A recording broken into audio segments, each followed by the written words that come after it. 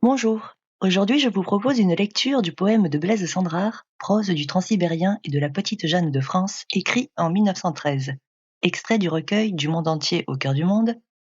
Ce très long poème, présenté en dépliant et illustré par Sonia Delaunay, évoque les souvenirs de Cendrars lors d'un voyage de Moscou à la Mongolie, dans le contexte de la révolution russe naissante et de la guerre entre la Russie et le Japon en 1905. Tout comme Rimbaud, Cendrars est un adolescent révolté et fugueur, un véritable aventurier, ivre de liberté. Proche du poète Guillaume Apollinaire, des peintres Marc Chagall et Sonia Delaunay, il développe une écriture originale, résolument moderne, mêlant cubisme et futurisme, dans un monde basculant dans une ère nouvelle avec ses progrès et ses bouleversements. Ce poème autobiographique alternant entre prose et vers libre rassemble à la fois les thèmes du voyage, de la guerre, de l'amour à travers la rencontre avec la petite Jeanne. L'originalité de cette écriture tient aussi de sa composition simultanée, associant littérature, peinture et une musique que j'ai tenu à associer à la lecture. Je vous souhaite un bon voyage.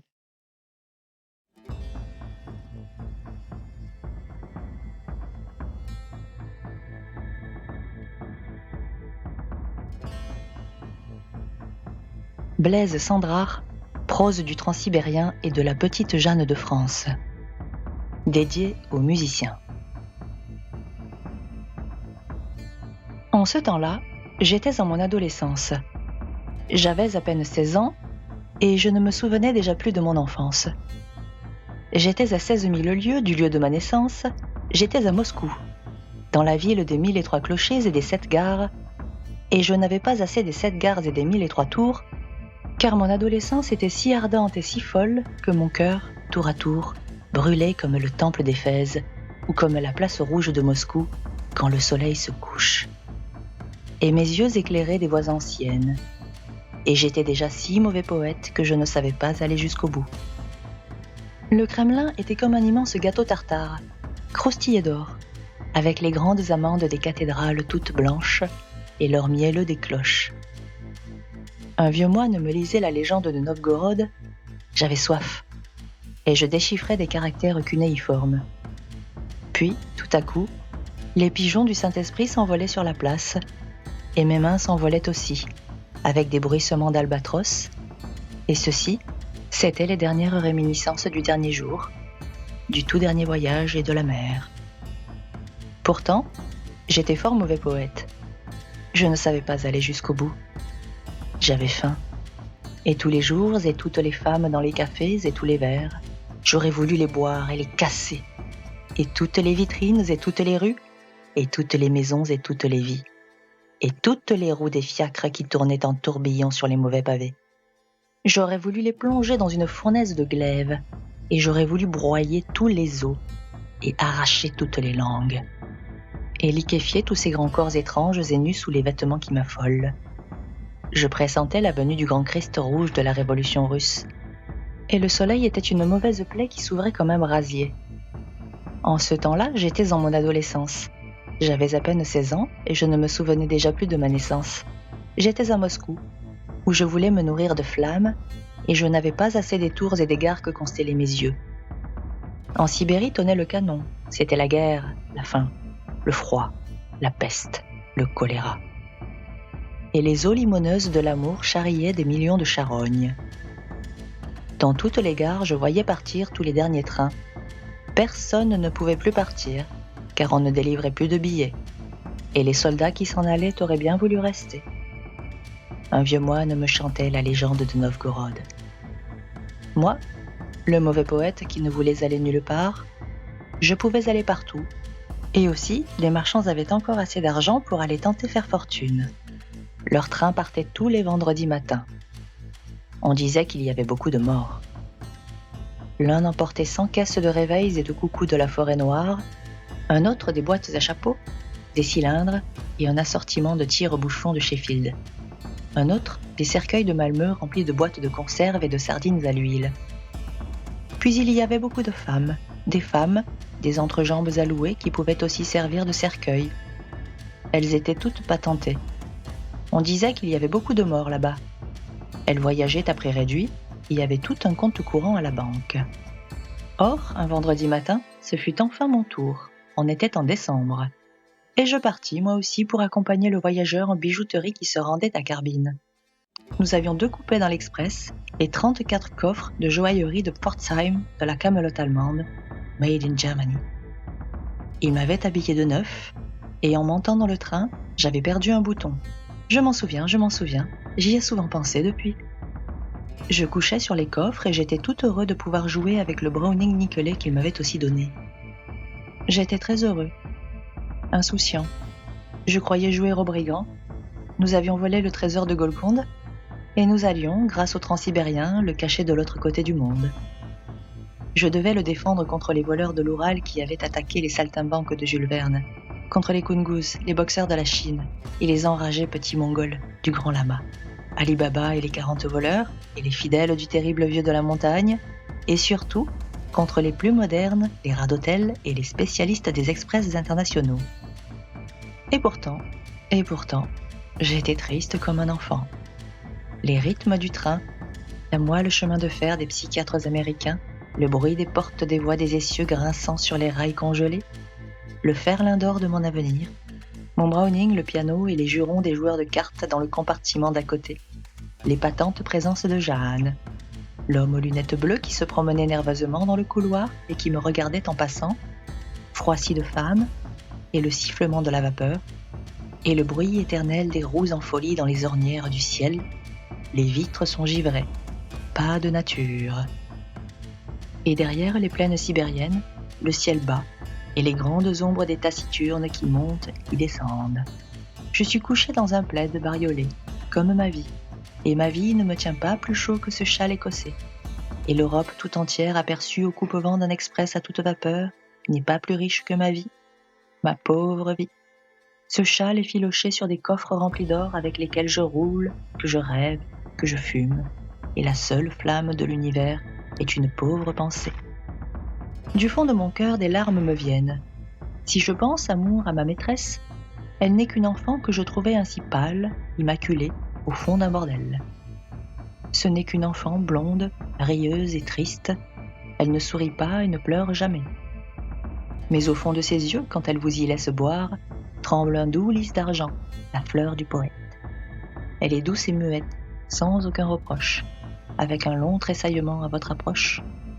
Mais quand moi je lui viens, de ci, de là, de fait, elle fait un pas, puis ferme les yeux, et fait un pas, car elle est mon amour, et les autres femmes n'ont que des robes d'or sur de grands corps de flammes.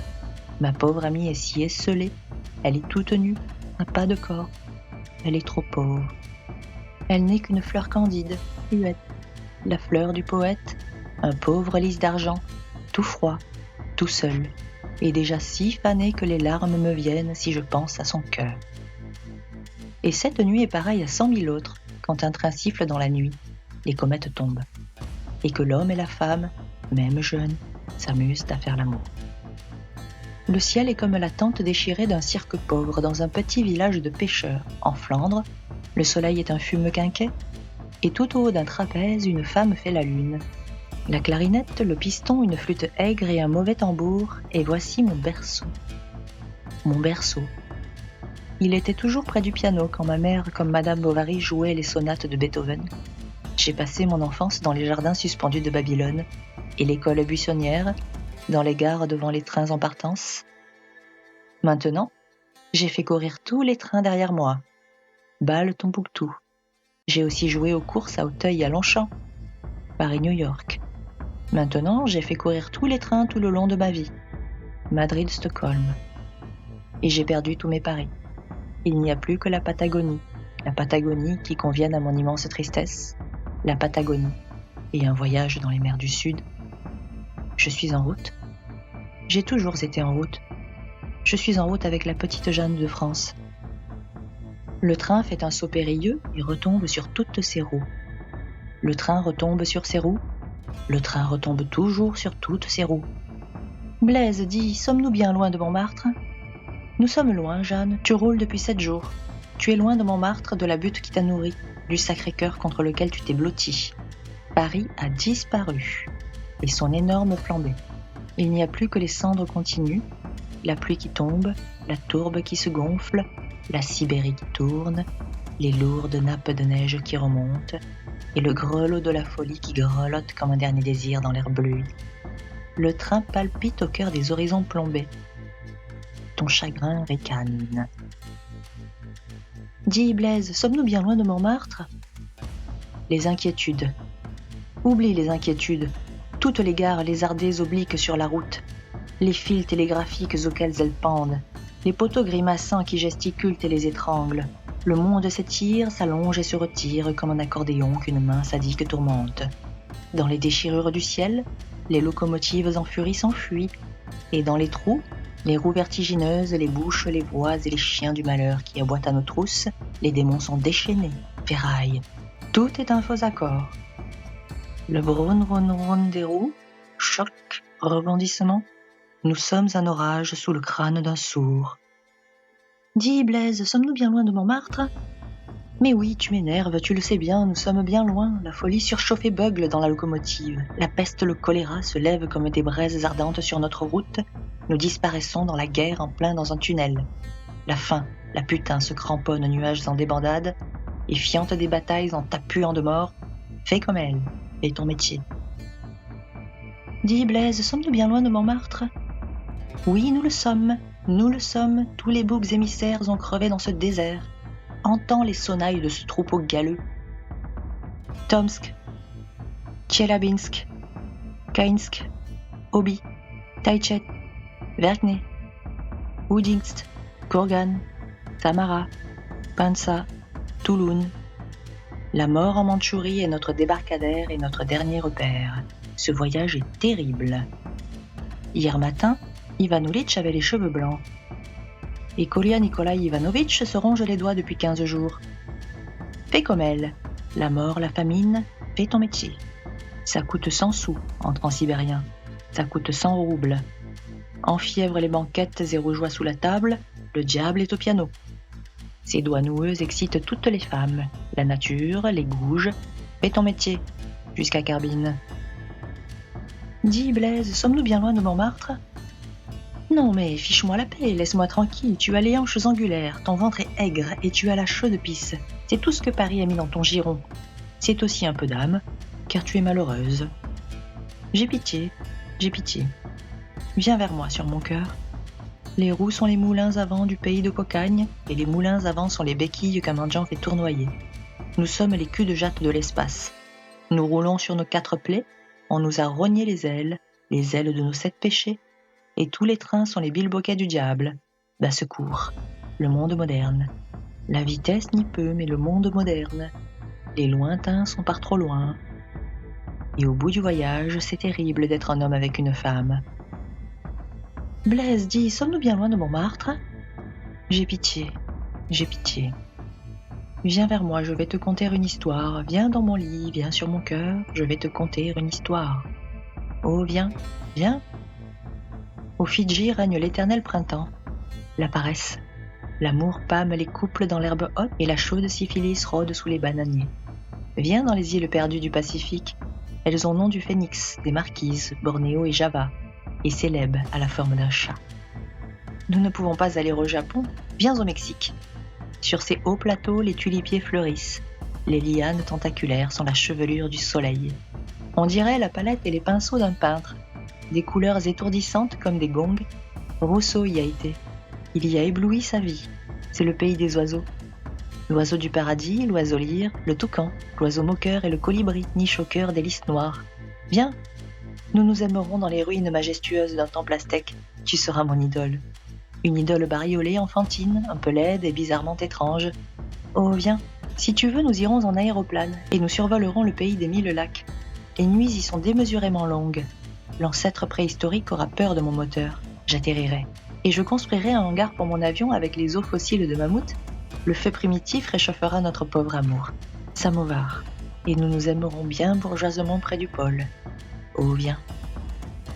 Jeanne, Jeannette, Ninette, Nini, Ninon, Nichon, Mimi, Mamour, ma poupoule, mon pérou, Dodo, Dondon, Carotte, Macrotte, Chouchou, petit cœur, Cocotte, Chérie, petite chèvre, mon petit péché mignon, Concon, Coucou. Elle dort. Elle dort et toutes les heures du monde, elle n'en a pas gobé une seule. tous les visages entrevus dans les gares, toutes les horloges, l'heure de Paris, l'heure de Berlin, l'heure de Saint-Pétersbourg et l'heure de toutes les gares. Et à Oufa, le visage ensanglanté du canonnier, et le cadran bêtement lumineux de Grodno, et l'avance perpétuelle du train. Tous les matins, on met les montres à l'heure. Le train avance et le soleil retarde. Rien n'y fait.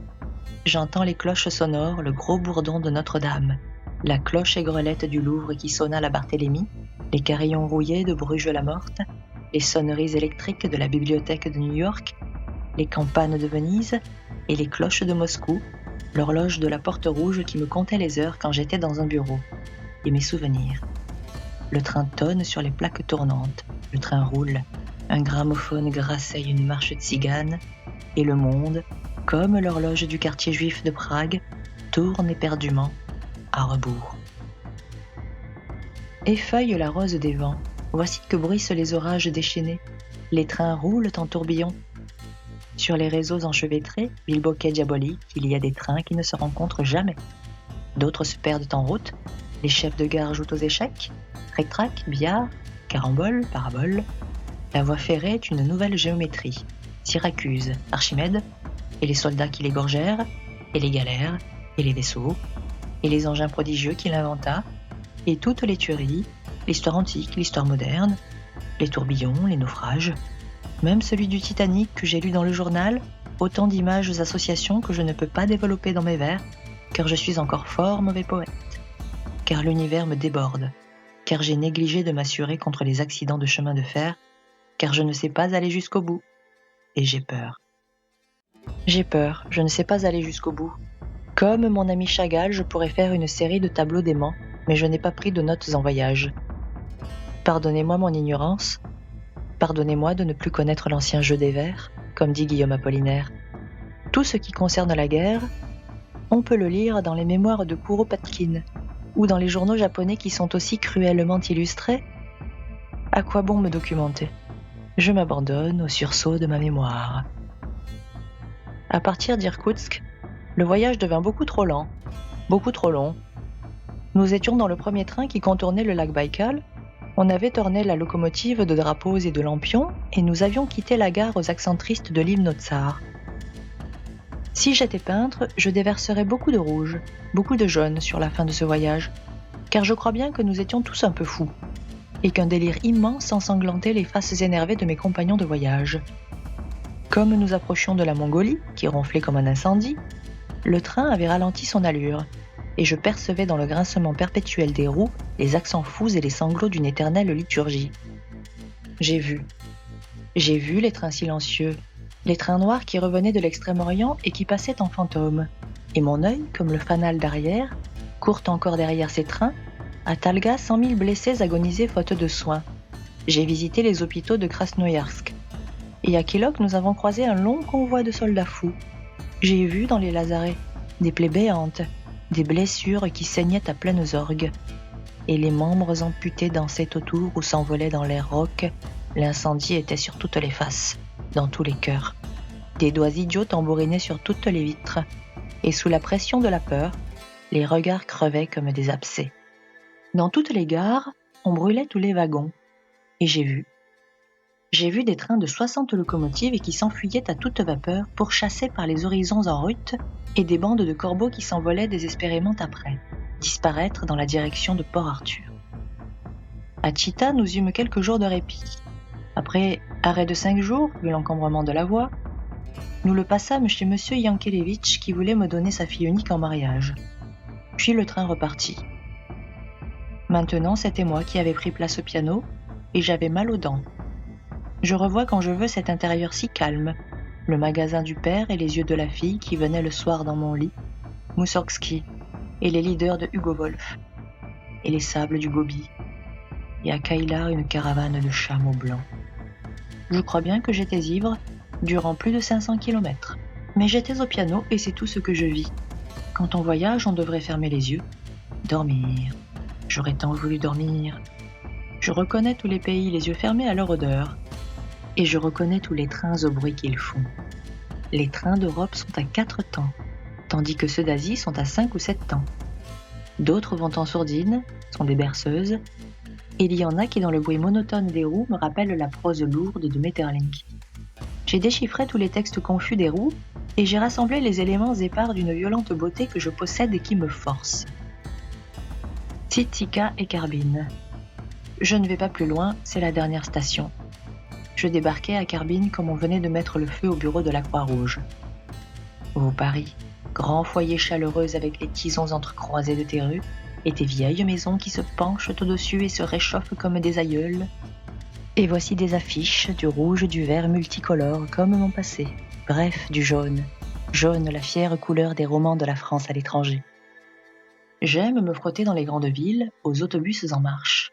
Ceux de la ligne Saint-Germain-Montmartre m'emportent à l'assaut de la butte. Les moteurs beuglent comme les taureaux d'or. Les vaches du crépuscule broutent le Sacré-Cœur. Oh Paris, gare centrale, débarcadère des volontés, carrefour des inquiétudes. Seuls les marchands de couleurs ont encore un peu de lumière sur leurs portes. La Compagnie internationale des wagons-lits et des grands express européens m'a envoyé son prospectus. C'est la plus belle église du monde. J'ai des amis qui m'entourent comme des garde-fous. Ils ont peur quand je pars que je ne revienne plus.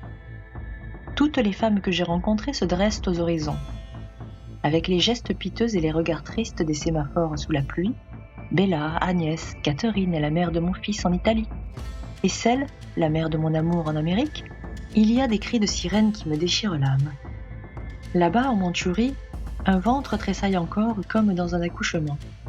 Je voudrais n'avoir jamais fait mes voyages. Ce soir, un grand amour me tourmente. Et malgré moi, je pense à la petite Jeanne de France. C'est par un soir de tristesse que j'ai écrit ce poème en son honneur. Jeanne, la petite prostituée. Je suis triste. J'irai au lapin agile me ressouvenir de ma jeunesse perdue et boire des petits verres. Puis je rentrerai seule. Paris, ville de la tour unique du grand gibet et de la roue. Paris, 1913.